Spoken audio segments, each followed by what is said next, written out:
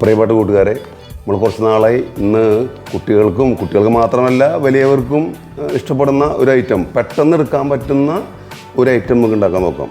ഇത് കുറച്ച് പേർക്കൊക്കെ അറിയാമെന്ന് എനിക്ക് തോന്നുന്നു. കാരണം നമുക്ക് അട ഉണ്ടാക്കാൻ എല്ലാവർക്കും അറിയാം, പപ്പടം വറക്കാൻ എല്ലാവർക്കും അറിയാം. അതിൻ്റെ ഒരു കോമ്പിനേഷൻ നമ്മൾ അടപ്പപ്പടം അല്ലെങ്കിൽ പപ്പട എന്നൊക്കെ പറയും.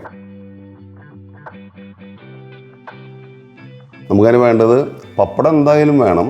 പിന്നെ ഞാനിപ്പോൾ കുറച്ചായി 2 കപ്പ് അരിപ്പൊടി ഈ ചൂടുവെള്ളം തിളപ്പിച്ച് നമ്മൾ സാധാരണ അടി ഉണ്ടാക്കണ മാതിരി വെള്ളമൊക്കെ ചേർത്ത് അല്പം ജീരകവും അല്പം ഉപ്പും ഇട്ട് ഇവിടെ റെഡിയാക്കി വെച്ചിട്ടുണ്ട് അതിന് വേണ്ടിയിട്ട്. പിന്നെ കുറച്ച് നാളികേരം ചെരികിതിരിക്കുന്നുണ്ട്, കുറച്ച് പഞ്ചസാരയുണ്ട്.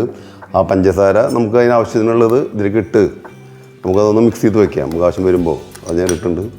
നമുക്കതൊന്ന് റെഡിയാക്കി വെക്കണം. അതിനാദ്യം ചെയ്ത് വയ്ക്കാമായിരുന്നു, സമയക്കുറവുകൊണ്ട് ഇങ്ങനെ ആക്കി മാത്രമേ ഉള്ളൂ കേട്ടോ. അപ്പോൾ നമ്മളത് റെഡിയാക്കി അത് സാധാരണ നമ്മൾ അട ഉണ്ടാക്കണ മാതിരി തന്നെ നമുക്ക് അതുപോലെ മിക്സ് ചെയ്ത് വയ്ക്കുക. ഇതിപ്പോൾ അത്ര വലിയ ഗംഭീര സംഭവം ഒന്നുമല്ല, എന്നാലും ഒരു ചേഞ്ചിന് വേണ്ടി ചെയ്യാൻ തരണം. കുട്ടികൾക്ക് അട ഉണ്ടാക്കി കൊടുത്തോളുന്നത് കുട്ടികൾക്കൊന്നും ഇഷ്ടപ്പെടില്ലല്ലോ. അപ്പോൾ ഒരു മാറ്റത്തിന് വേണ്ടി ചെയ്യണമെന്ന് മാത്രമേ ഉള്ളൂ. അപ്പോൾ അത് റെഡി ആയിട്ടുണ്ട്. ഇപ്പോൾ അതിൽ നിന്നൊരു മാവ് എടുത്ത് ചെറിയൊരു കഷ്ണം എടുത്ത് നമ്മൾ ഒരു പപ്പടം എടുക്കുക. ആ പപ്പടത്തിൻ്റെ മുകളിലാണ് നമ്മളിത് പരത്താൻ പോകണം.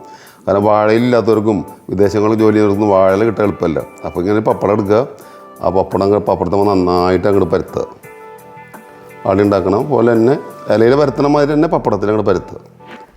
അതിനുശേഷം കുറച്ച് അടയിൽ ചെയ്യണ മാതിരി തന്നെ കുറച്ച് തേങ്ങ അതിൻ്റെ മുകളിൽ ഇട്ട് വയ്ക്കുക.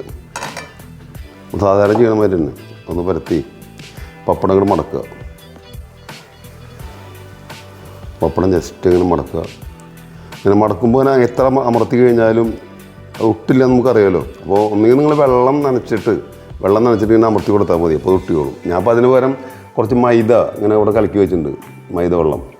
അപ്പോൾ അതെടുത്തിട്ട് ഇവിടെ കാണിക്കണം. അപ്പോൾ ഒന്നും കൂടി ഉറച്ച് നിന്നോളും. മൈദയ്ക്ക് ഒരു പശ ഉണ്ടല്ലോ, അതുകൊണ്ട് ആക്കി കഴിഞ്ഞാൽ കുറച്ചും കൂടി നന്നായിരിക്കും. നിർബന്ധമില്ല, നിങ്ങൾക്ക് വേണമെങ്കിൽ വെള്ളം കൊണ്ടാക്കാം. ഞാൻ മൈദ കൊണ്ട് എടുക്കണമെന്ന് മാത്രമേ ഉള്ളൂ കേട്ടോ. അതാക്കി കഴിഞ്ഞാൽ നമ്മുടെ പണി കഴിഞ്ഞു. നിങ്ങൾക്ക് മൈദ എടുക്കാൻ താമസമാണെങ്കിൽ കുറച്ച് വെള്ളം നനച്ചിട്ട് ഇങ്ങനെ പിടിച്ചാലും മതി, അല്ലെങ്കിൽ ചില വിട്ടു പോരും വെളിച്ചെണ്ണ ഇടുമ്പോൾ. അപ്പോൾ നമ്മുടെ ഒന്നാമത്തെ അടപ്പപ്പടത്തിൻ്റെ പ്രാരംഭ നടപടികൾ കഴിഞ്ഞിരിക്കുന്നു. ഇതിനെ അമർത്തി വെച്ചോളൂ, നന്നായിട്ട് അമർത്തിയിട്ട് ഒന്നിങ്ങനെ പൊങ്ങിയിട്ട് വയ്ക്കുക. ഇങ്ങനെ ഓരോ അടകളും നമ്മൾ ഇങ്ങനെ പരത്തി ഉണ്ടാക്കണം. അതാണ് ഒന്നാമത്തെ അടച്ചടങ്ങ്. അപ്പോൾ നമ്മൾ റെഡി ആക്കിയിട്ടുണ്ട്. ഓരോന്നും വെളിച്ചെണ്ണ ഒഴിച്ച് കാഞ്ഞ് വരുമ്പോൾ ഇനി അതൊക്കെ ഇട്ട് കൊടുക്കുക. ഒരു കാര്യത്തിൽ എത്തിച്ചോളൂ, സ്ലോയിലിട്ടാൽ മതി. മീഡിയം അല്ലെങ്കിൽ മീഡിയം ആയാലും കുഴപ്പമില്ല, അല്ലെങ്കിൽ പെട്ടെന്ന് അത് കരിഞ്ഞു പോകാൻ സാധ്യതയുണ്ട്. അപ്പോൾ അതുകൊണ്ട് നമ്മൾ ലോ ഫ്ലെയിമിലാണ് നമ്മൾ ഉണ്ടാക്കേണ്ടത് കേട്ടോ. 2-3 മിനിറ്റ് പിടിക്കും. ഇടയ്ക്കൊന്ന് മറിച്ചിട്ട് കൊടുക്കുക. ഇടയ്ക്ക് അവിടെ നിന്ന് മറിക്കുക. ലോ ഫ്ലെയിമിൻ്റെ കാര്യം മറക്കരുത്.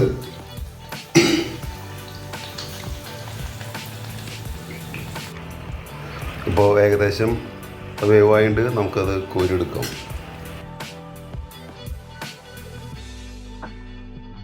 അപ്പോൾ നമ്മുടെ അടപ്പപ്പടം റെഡി ആയിട്ടുണ്ട്. അപ്പോൾ നിങ്ങൾ എന്തായാലും ഒന്ന് ട്രൈ ചെയ്ത് നോക്കിയോളൂ. കാരണം വലിയൊരു പ്രത്യേക ഒരു ടേസ്റ്റ് ആയിരിക്കും. കഴിക്കാത്തവർക്ക് ഒരു പ്രത്യേക അനുഭവമായിരിക്കും. കഴിച്ചു നോക്കുക. അപ്പോൾ അതൊക്കെ ഇപ്പോൾ നിങ്ങൾക്ക് കാണാൻ പറ്റും. ഇതൊന്ന് കഴിച്ചു നോക്കിയാൽ അതിൻ്റെ പ്രത്യേക അനുഭവമാണ്. നിങ്ങൾ നോക്കി നോക്കുക, എല്ലാവർക്കും ഇഷ്ടപ്പെടും.